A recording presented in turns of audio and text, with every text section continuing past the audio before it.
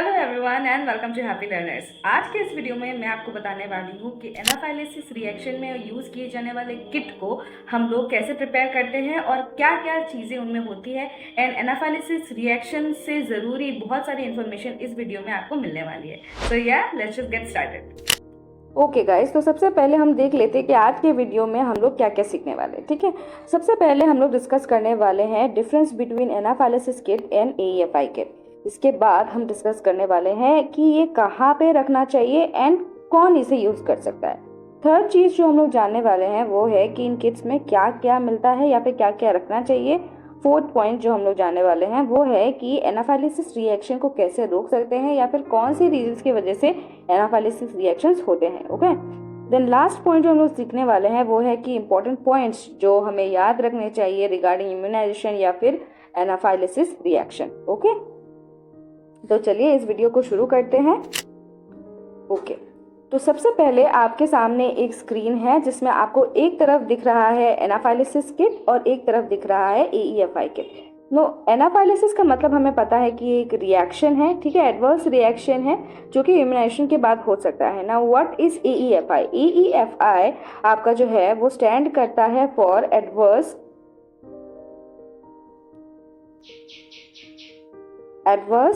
events following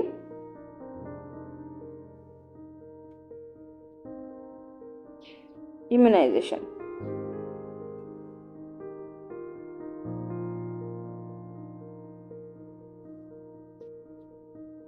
ठीक है, immunization, adverse effect following immunization. अभी इसमें डिफरेंस क्या है? नाउ आपका जो एनाफाइलेसिस किट है ये इम्यूनाइजेशन साइट पे रहता है, जबकि आपका जो एईएफआई किट है वो रहता है equipped health and wellness centre में या फिर पीएचसी सीएचसी में ये रहता है। ठीक है, एनाफाइलेसिस किट को एएनएम यूज कर सकती हैं और एईएफआई किट जो हमारा है वो मेडिकल ऑफिसर्स यूज करते हैं। अभी जाहिर सी बात है क्योंकि ये अलग अलग जगहों पे है, इनके इक्विपमेंट लिस्ट में या फिर आर्टिकल लिस्ट में भी डिफरेंस होगा। ऑलराइट, तो क्या डिफरेंस है इनके आर्टिकल लिस्ट में? अगर आप एनाफाइलेसिस किट को देखें तो इसमें आपको क्या रखना पड़ेगा? एड्रेनलिन इंजेक्शंस रखना है, ट्यूबरकुलिन सिरिंज या फिर इंसुलिन सिरिंज रखना है। देन इसके बाद आता है आपका 24 to 25 गॉज का 1 इंच वाला needle, swabs, guidelines, dose calculation का फॉर्म एंड सर्टिफिकेट फॉर्मेट। ये सर्टिफिकेट फॉर्मेट क्या है ये मैं आपको लास्ट में दिखाने वाली हूँ। वही अगर आप गौर डालो इस पेज पे तो आपको दिखेगा कि एईएफआई किट में हमें कुछ और एक्स्ट्रा चीजें रखनी पड़ती हैं। जैसे एईएफआई किट में आपका एनाफाइलेसिस किट तो आता ही है, साथ ही साथ आपका आता है इंट्यूबेशन के लिए एंडोट्रेकियल ट्यूब, फिर resuscitation equipments, hydrocortisone injection and tablets, Ringer lactate, normal saline, 5% dextrose, IV drip set, scalp vein sets. ठीक है, तो ये सारी चीजें आपकी एईएफआई के किट में होती हैं। ओके, नाउ गाइस इस पेज का या फिर इस जो ये जो स्क्रीन है इसका आप एक स्क्रीनशॉट रख लो क्योंकि आपको ये मदद करेगा टू प्रिपेयर योर एनाफाइलेसिस किट। ठीक है, यहाँ पे फिर से मैं एक बार दोहरा देती हूँ आपको, पिछले पेज में भी हम लोग बात कर चुके हैं इसके बारे में, बट फिर भी आप एक बार देख लो कि एनाफाइलेसिस किट जो है जो हमारे हेल्थ एंड वेलनेस सेंटर में रखनी चाहिए या फिर जब भी हम इम्यूनाइजेशन करते हैं या फिर देते हैं हमारे पास ये चीज़ें होनी चाहिए। ठीक है, at the health and wellness centre level. तो क्या है वो चीज़ें? 2 ट्यूबरकुलिन सिरिंज, ये आपका एक बॉक्स है। ठीक है, ये जो है आप देख रहे हो ये एक बॉक्स है। ये किसी भी आपको ज्वेलरी के शॉप में क्या या फिर किसी भी स्टेशनरी शॉप में ऐसे बॉक्सेस आपको देखने को मिल जाएंगे, वो आप एक रख सकते हो। इसको अच्छे से आप मार्क कर दो एनाफाइलेसिस किट के रूप में। ठीक है, इसके बाद इसमें आप क्या रखोगे? सबसे पहले आप रखोगे 2 ट्यूबरकुलिन सिरिंज या फिर इंसुलिन सिरिंज, इसके बाद 2 नीडल, 24 to 25 गॉज के 2 नीडल आप रख सकते हो यहाँ पे। ठीक है,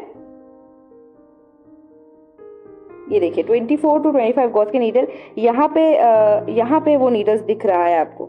एक second, let me show you. ये देखिए यहाँ पे आपको ये नीडल्स दिख रहा है। ठीक है, इसके बाद आपको क्या रखना है? इसके बाद आपको रखना है 2 vials of adrenaline with in the expiry. ठीक है, ये कितने एक्सपायरी में होना है ये लास्ट में मैं आपको बताने वाली हूँ। ठीक है, ये देखिए ऐसे होते हैं। ये जो वायल्स हैं एड्रेनालिन के वो वैसे होते हैं, ठीक है। इसके बाद आपके पास क्या होना चाहिए, इसके बाद आपके पास डोज चार्ट होना चाहिए। तो this is the dose chart, ठीक है, जिसमें आपका एज इन ईयर्स रहता है, फिर आपका नीडल कौन सा आप यूज करने वाले हो, फिर एज स्पेसिफिक डोज आपको यहाँ पे दिया गया है, ठीक है। ये जो डोज है ये आप अपने एमओ के साथ फिर से कंफर्म कर सकते हो। This is just a PDF. इसमें आप अपने आपके जो एमओ होंगे, मेडिकल ऑफिसर होंगे जो सीएचसी में रहते हैं, उनसे आप ये कंफर्म कर सकते हो। ऑलराइट, लास्ट में यहाँ पे एक और चीज मेंशन किया है जो आप देख सकते हैं, यहाँ पे बोला है सर्टिफिकेट बाय एमओ, ठीक है। ये चीज क्या है, अब इस चीज को देखते हैं। Okay, so this is the chart और certificate that was mentioned earlier. तो ये क्या चार्ट है, ये एक चार्ट है जिसको आपको अपने पास रखना होता है। इस चार्ट में क्या क्या कंपोनेंट्स है मैं आपको दिखाती हूँ। यहाँ पे सबसे पहले it is here name of the ANM, इसके बाद name of the sub centre है, इसके बाद नेम ऑफ द एमओ है, name and contact number of the MO, ठीक है। इसके बाद हॉराइजेंटली अगर आप देखो तो यहाँ पे डेट ऑफ चेकिंग दिया हुआ है, फिर कॉन्टेंट्स, क्या क्या कॉन्टेंट्स आपके बॉक्स में है, उनका एक्सपायरी डेट यहाँ पे आपको मेंशन करना है, ठीक है, एक्सपायरी डेट मेंशन करना है। फिर उसी के साथ साथ एमओ का सिग्नेचर है, एक्शन रिक्वायर्ड, अगर आपने कोई भी एक्शन लिया है तो उसमें आपको फिर से रिप्लेस करना पड़ेगा, उसका कॉलम यहाँ पे दिया गया है, ठीक है। इसके बाद एक्शन टेकन, अगर आपने एक्शन लिया है कोई भी तो उसके बॉक्स में, इस बॉक्स में आपको एमओ का सिग्नेचर लेना है, ठीक है। ये जो कंटेंट्स आप देख रहे हैं इसमें वही सेम चीज़ें हैं, that is 1 ampoule of adrenaline, 1 ml 40 syringe यानी insulin syringe, 24 to 25 gauge needle. यही चीज़ें आपको बार बार 1 बॉक्स, 2 बॉक्स, 3, 4 बॉक्स, ये 4 बॉक्स इसलिए है बिकॉज ये आपको हर साल में इन 1 ईयर आपको ये क्वार्टरली करना होता है, दैट इज हर 3 मंथ्स को करना होता है। तो अगर हर 3 मंथ्स आप करते हो तो आपका 4 बार ये जो चार्ट है ये आपको सर्टिफाई कराना पड़ेगा फ्रॉम योर एमओ, ठीक है, फ्रॉम योर एमओ। यहाँ पे इन पॉइंट्स को एक बार देख लेते हैं। पॉइंट्स में क्या लिखा गया है, ये जो चार्ट है ये आपको सर्टिफाई कराना है फ्रॉम योर मेडिकल ऑफिसर, ठीक है, वंस एवरी 3 मंथ्स, ठीक है, क्वार्टरली एवरी 3 मंथ्स आपको ये कराना है। तो ये यहाँ पे आपको फिर से इसको रेक्टिफाई कराना है, यानी कि चेक कराना है मेडिकल ऑफिसर से कि एनाफाइलेसिस किट के सारे कंटेंट्स को वो चेक करेंगे। नेक्स्ट चीज जो आपको देखनी है वो ये है कि इंश्योर करना है कि जो ट्यूबरकुलिन सिरिंज है उनका खुद का फिक्स्ड नीडल ना हो।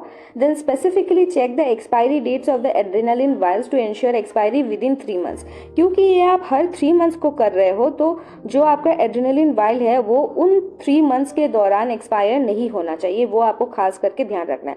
अगर आपको ऐसा कोई वायल मिलता है जिसका जो एड्रेनालिन वायल है जो जिसका एक्सपायरी विद इन 2-3 मंथ्स है तो उसको एक्सचेंज करना है with expiry more than those 3 months. Okay guys, तो हमारा नेक्स्ट जो स्लाइड है उसमें आपको वो सारे रीजंस दिखेंगे जिसके वजह से प्रोबेबली एनाफाइलेसिस रिएक्शन या फिर AEFI रिएक्शंस जो है वो हो सकते हैं, ठीक है। क्या है वो रीजंस, वो देखते हैं। सबसे पहला रीजन है हमारा नॉन स्टेराइल इंजेक्शन। अगर हमने किसी और बच्चे का इंजेक्शन किसी दूसरे बच्चे में डाल दिया है तो उससे जो है कोई भी एनाफाइलेसिस रिएक्शन होने के चांसेस है। क्या क्या हो सकते हैं यहाँ पे, लोकल इंजेक्शन साइट में रिएक्शन हो सकता है, टॉक्सिक शॉक सिंड्रोम हो सकता है, ब्लड बॉन्ड ट्रांसमिशन हो सकते हैं, ठीक है। तो हमें कोई भी एक नीडल जो हमने एक पेशेंट के लिए या फिर एक बेबी के लिए यूज किया है वो हम फिर से दोबारा किसी के लिए यूज नहीं करेंगे। नेक्स्ट रीजन क्या है, रिकॉन्स्टिट्यूशन एरर्स। इसमें हमने किसी एक का डाइल्यूएंट अगर किसी दूसरे वैक्सीन में डाल दिया है, हमें पता है कि हम डाइल्यूएंट जो है हर वैक्सीन के लिए अलग अलग होते हैं, तो वो अगर हमने मिक्सअप कर दिया है तो उससे कुछ रिएक्शंस हो सकते हैं। इसमें आपको क्या रिएक्शंस मिल सकता है, टॉक्सिक शॉक सिंड्रोम हो सकता है, लोकल एब्सिस हो सकता है, जो वैक्सीन है वो इनइफेक्टिव हो सकता है, ठीक है, इफेक्ट ऑफ द जो ड्रग है वो जो है मिसप्लेस हो सकता है, ठीक है। नेक्स्ट जो गलती है वो हमें कहाँ से होती है, injection at the incorrect site. अगर हमने प्रॉपरली जो इंजेक्शन है वो सही साइट पे नहीं डाला है तो भी एनाफाइलेसिस रिएक्शन हो सकते हैं। इनसे आपका स्कार्टिक नर्व डैमेज हो सकता है, लोकल रिएक्शन और एब्सिस हो सकता है, लोकल जो साइट है उसमें रिएक्शंस आपको मिल सकते हैं। फोर्थ जो पॉइंट है जिसके वजह से एनाफाइलिसिस रिएक्शन हो सकता है वो है वैक्सीन ट्रांसपोर्टेशन या फिर स्टोरिंग में गलती अगर हम लोग कर रहे हैं। अगर हम लोग ट्रांसपोर्ट करते टाइम गलत जगह या फिर गलत कैरियर में लेके जा रहे हैं या फिर ज़्यादा टाइम तक उसे रख रहे हैं या फिर गलत टेम्परेचर में अगर उसको सेव कर रहे हैं तो भी प्रॉब्लम हो सकता है। वैक्सीन जो है वो इनफेक्टिव हो सकते हैं, ठीक है। या फिर इंक्रीज फ्रोजन टेम्परेचर की वजह से लोकल रिएक्शंस हो सकता है। Last but not the least, अगर हम लोगों ने कॉन्ट्राइंडिकेशंस को इग्नोर किया है तो भी हमें EFI रिएक्शंस मिल सकते हैं या फिर एनाफाइलिसिस रिएक्शंस हो सकते हैं बच्चों को, ठीक है।